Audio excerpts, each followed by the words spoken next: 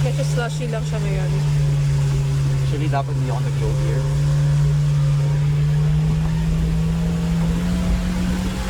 Easy. Grabe. Easy for the Jimny. Sobrang wala. Beb, effortless. Diba? Effortless. Effortless. I don't even need to be in 4L. Nag-ingay lang ako. Wow. Okay, Jimny. Okay, Jimny. I see you. Not a bad day up. The Jimny made that hill climb that we did with the motorcycles that looked so sketchy with normal cars. Just effortless. So really nice first little tiny off-road shakedown with the Jimny. And we are set up. This is just an elaborate napping rig. And welcome inside the tent. So you can open these. Some ventilation. You can set up an awning. You can actually extend an awning over here using these included tent poles. Then let's open this side over here. Then you can roll this up, take off the Velcro, and that's the other side of the tent. So 4 sides ventilation, and a lot easier to set up than a conventional tent. Of course, though, it does take a lot of time to install. So yeah, welcome inside the Jimny rooftop tent. This is the Adventure King's Kwiky Mark II hard shell rooftop tent. So these mesh nets, you can choose to roll it up as well and clip it in like this, or you can leave it closed for maximum bug protection. The main caveat would be when you're up here on a car like, maybe particularly in a car like the Jimny, it is a little bit, it can be a little bit wiggly, so you have to watch your movement. Oodles of space for 5'7" person and another person. Check that out. We're taking the rough road down to Laiban. This is steep, narrow, and with exposure on the side. Check it out. Bago to ah. Campo Liwaliw. Campo Liwalo. Ooh, slip and slide. For first real off-road, not trail but off-road, rough road, bouncy with the Jimny. And I just say the Jimny is so adorable. It's just soaking it all up, bouncing around, unbothered. It's like, okay, I think I get it now. This is how the Jimny got its reputation. And now here comes the very beautiful view here on this road, slowing down so people can enjoy it. In the mud, deep in the mud. Yeah, you can really feel it. The thing about the Jimny, they say when a car has character, it really gives you a feel, like driving feel, a feel for the road, and the Jimny really gives you that. You can really feel the quality of the road underneath you because it's such a simple car. So I am no off-road expert. I have zero experience or training, but the Jimny is making this very manageable. And so just trundling through everything. So cute.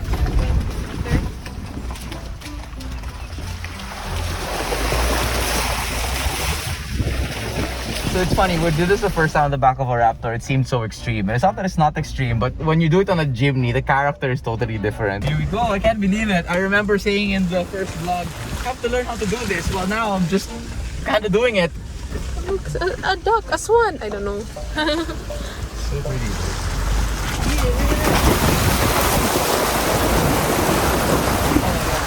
Cars making me look like a genius. You know the vehicle is capable when it makes you feel like you're capable. And now look at the beautiful view we've got.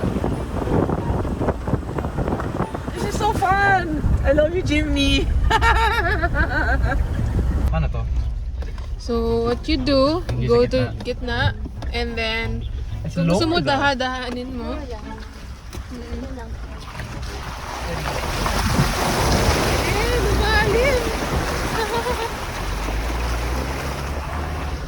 Lumalim siya. I love this car! What the hell?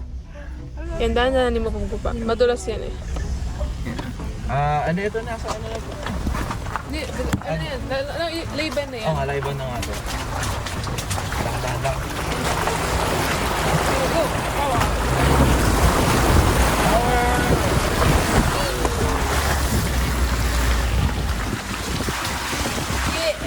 This is the first time to experience this when I'm driving.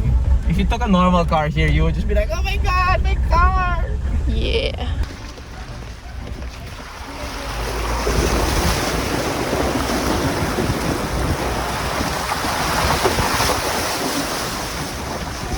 Ground clearance galore, baby! Alright, there's far fewer rocks than there used to be.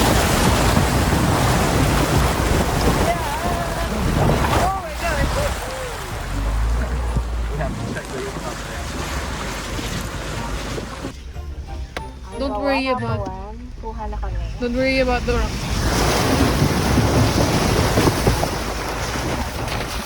That's river crossing and we are in Laiban. Oh, wow. Yeah! I am speed. You are speed.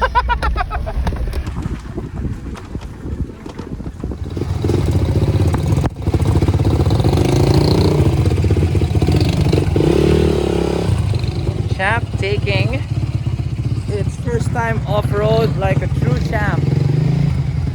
So much fun! Change driver this time so I can shoot and Pia can experience the Jimny off-road. I have to say I came into this kind of anxious and of course tired from all the previous shoots, so I was kind of like not super looking forward to having to lead all of these Land Rovers in the Jimny, but the Jimny totally changed the game. It made it something fun instead of stressful. So I'm just totally simping on a Jimny now. So now I kind of understand why a lot of people on YouTube get uptight when people buy Jimnys and never take them off-road.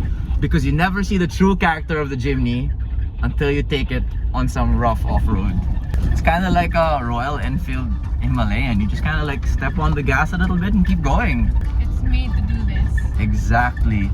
And because you know it's made to do it, you do it. That's what's important. Ooh, wow, look at that. Splashy splash. Okay na? Splashes! Nakalit po kami ng trail po. I'm now an off-roader. Wow, member ka na ng Peel-Offs. Peel-ups. Jack episodes, is that you? Oh my gosh. Ito yung hindi ko na-experience. This is, wala ito dun sa previous ko na ano. Oh my god, para tayo nag-i-skate. Oh my gosh! Oh my gosh! Kailangan di ako tumigil. Yeah, keep going. Oh my gosh, this is pretty wild. Ito Oh yung, my gosh! ito yung hindi ko na-experience. Ang lalim nun ah! Ang lalim nun, oh my gosh.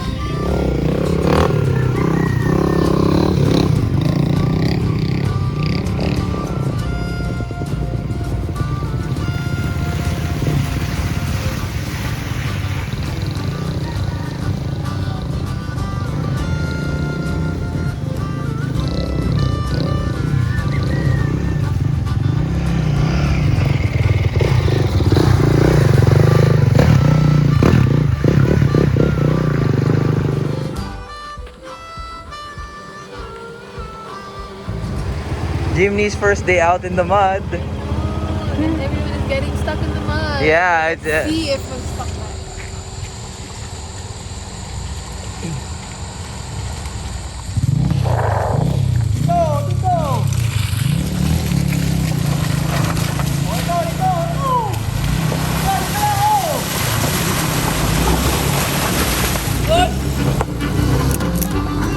Watch out for the big on the left. Dito kami dumaan pabalik. Ah, Alam mo. and the Jimny made it. And So pansit? I just want to say that those cars, they took like, I don't know, 30 minutes, almost an hour trying to get through that big obstacle. The Jimny just did it. It was Pia. who's never done this before. And neither have I. Has only driven. Who've only done this on like ATVs, which is still counts.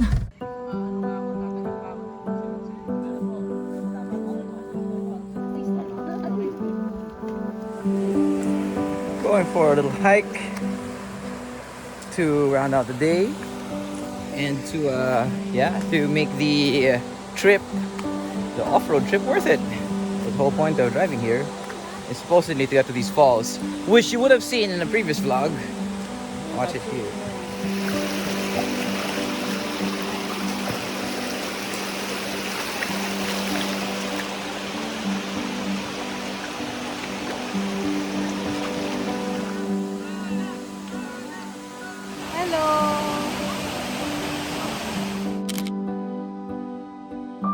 Getting ready to head back. It's been so nice. It's been such a revelation driving the Jimny off-road. I mean, I know it's dumb, but I totally just didn't expect how much fun it would be to handle this type of terrain so calmly with the Jimny. So we have to take the same trail back. Hopefully, it does just as well. Dito, yan. Oh, dito. Yan. Yeah. Parang malalim ah. Dito ka. Balik ako. Wala pa naman ako narinig tumatama. Quiet lang. Uy, papatasan ni ano ko. Stock Jimny yan! Stock Jimny! Papataas to. Okay, and keep the power on, yeah? Keep the power on. Come on, power, power, power, power, power, power, power, power. Power, power, come on, power, power, power, come on, power, power, come on, power, power, come on, come on, come on, come on, come on. Yun, binigyan niya. Well done. Pero binitin niya at the height. Sinabahan ako dun. Bibi, tayo na.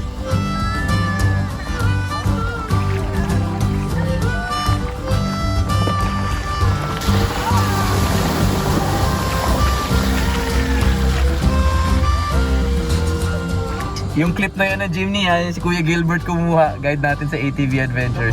Thank you, Gilbert. Galing, galing.